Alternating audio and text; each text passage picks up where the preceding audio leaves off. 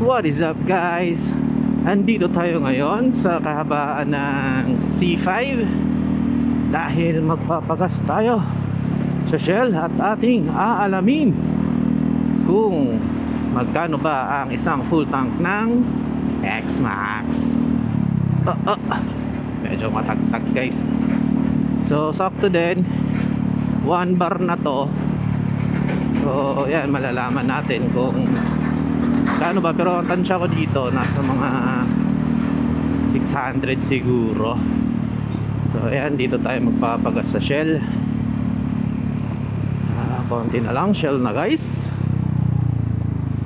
Ating ipapa-full tank ang ating X-Max. Sakto. Ito dito, power tayo guys. Hello po. Full tank po, V-Power. Apo. Wait lang. Kuha lang tayo ng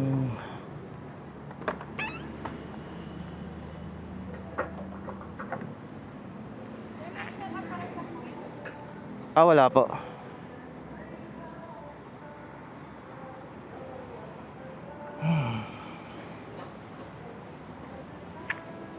₱70 per liter. Okay na po siguro yan. Thank you po.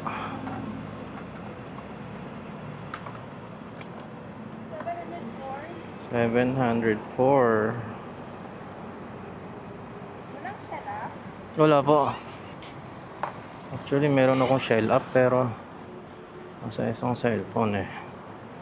So yun, 704 ang ating naubos, isang full tank na sagad. Yan o, sarap sa ice no. Full tank na.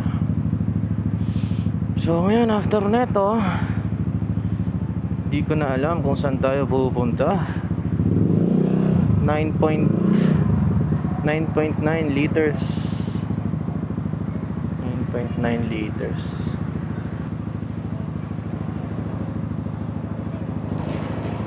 Thank you po ate.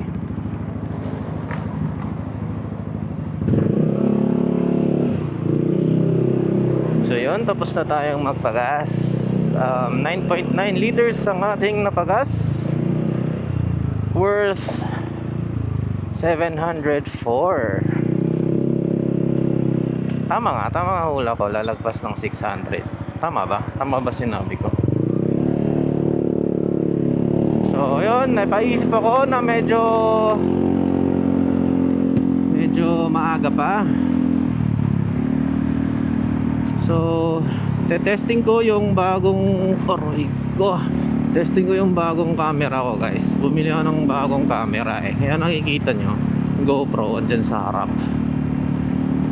Kasi bumili ako ng isa pang camera, no? Hindi ko alam kung maganda ba to, pero testing natin sa low light. Eh nakikita ko na din naman sa mga reviews na good siya. So napaisip ako na ikot tayo saglit dito sa BGC, no?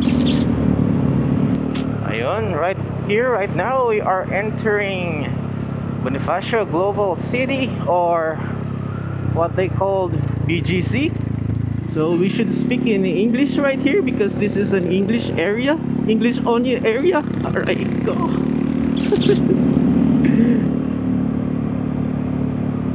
Oh, may traffic light na. Siguro straight pa tayo isa. Straight pa ba tayo? Like pwede bang lumikot dito? Sige, ito pedestrian.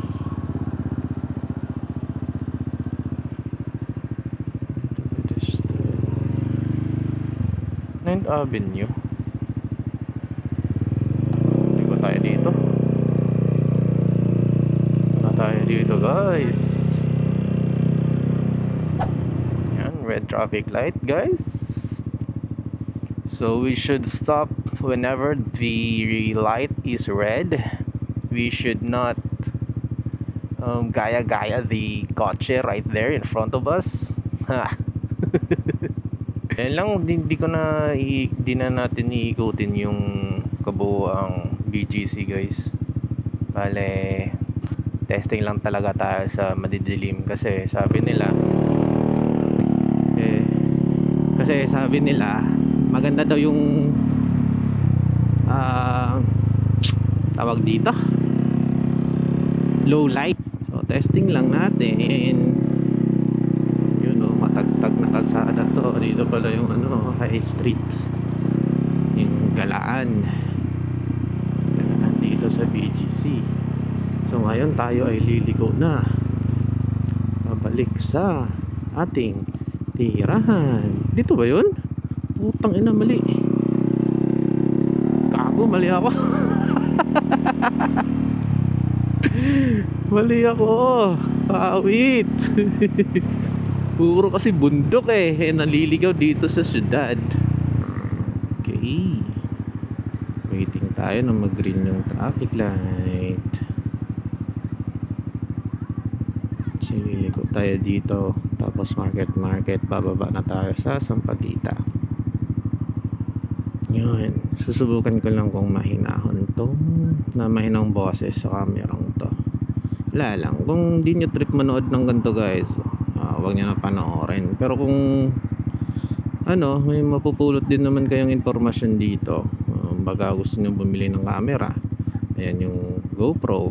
Ito yung DJI Action 5. So yun, kumpara natin. Pero marami kayong makikitang mga videos dyan guys na mas magaling pang review. Tech reviewer na pala ako, no? Mas ginanon lang. Kala ko pagas lang biglang nag-review ng camera, no? Biglang nag-review ng camera. So yun, excited na ako kung ano yung resulta, no? Kasi yung GoPro talaga guys sa low light, ala talaga men, wala akong maaasahan. Medyo okay lang din naman kasi malalaman mong madilim talaga, di ba? Pero yun nga lang, madilim talaga. Ang problema ko sa GoPro. Baka sa akin lang GoPro Hero 13. So, yun, ikot lang. Ayan yung market. Tsaka sapat na siguro yun. Ay wait lang, may madilim na part dito. Tingnan natin sa part na to kung ano yung resulta. Ito.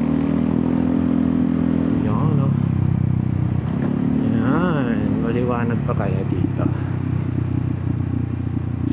So yun lang guys, dito ko na tatapusin ang video na to. Tapos na tayo tapos na tayong magpagas, tapos nang mag-ikot-ikot saglit sa BGC. So yun lang.